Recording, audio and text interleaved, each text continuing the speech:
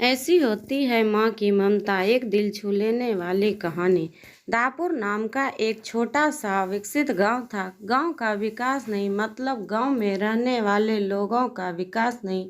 इस गांव में कुछ 3-4 परिवार थे जो थोड़े बहुत खानदानी थे। बाकी सब मेहनत मजदूरी करके अपना जीवन गुजारते थे। इसी गांव में दीना नाम की एक विधवा औरत रहती थी।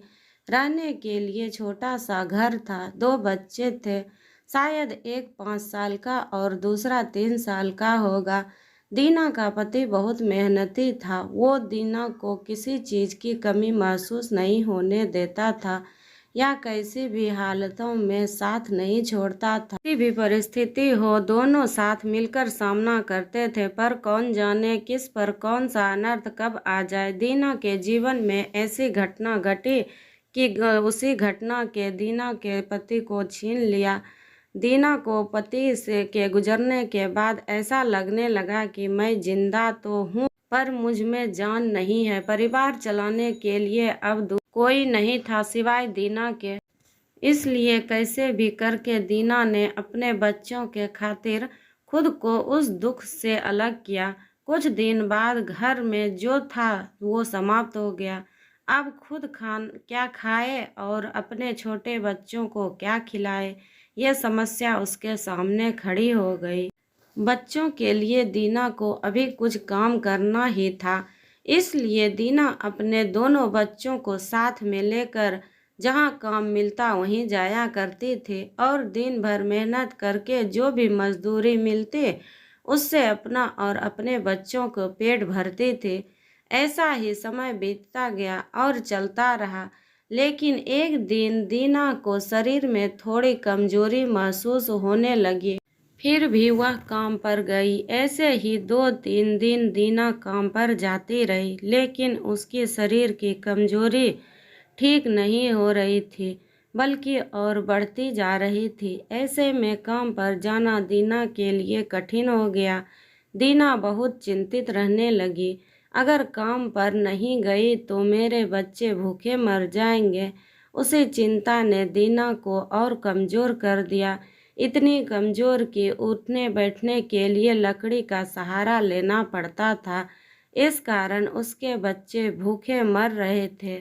खाने को कुछ ना मिलने के कारण और अपने बच्चों को भूखे मरते देखकर वह लकड़ी की सहायता से आज यहाँ से कुछ मांग तो अगले दिन दूसरी ओर से कुछ मांग के अपने बच्चों को खिलाती, पर खुद भूखी सो जाती थी। ऐसे ही एक दिन वह खुद जा ना सकती थी, इसलिए अपने बच्चों को समझा के खाने के लिए कुछ मांगने के लिए गांव में भेज देती है।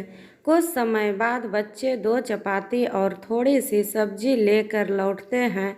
2 चपाती में 3 जन कैसे तृप्त होंगे, इसलिए वो 2 चपाती दोनों बच्चों को खिला देती है।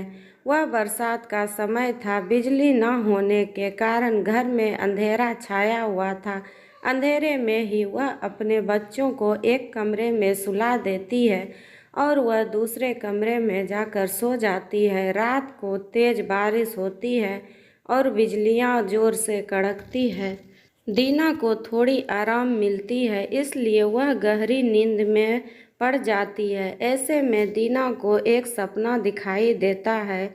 वह एकदम तंदुरुस्त हो गई है, काम पर जाती है। वह सोचती है अपने बच्चों को काफ़ी समय से अच्छा खिलाया नहीं, इसलिए वह अपने बच्चों के लिए चविष्ट खाना बनाती है।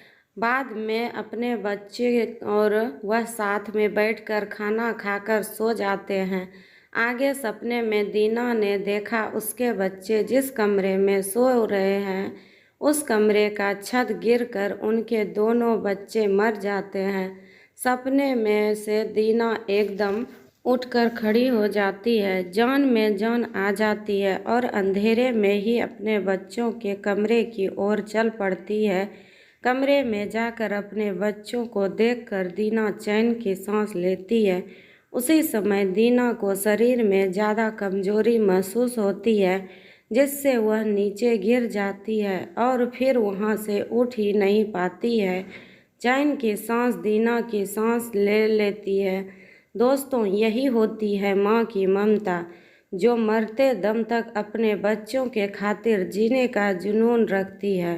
दोस्तों, यह छोटी सी कहानी आपको कैसी लगी? अपने विचारों को हमारे साथ ज़रूर शेयर करें। धन्यवाद।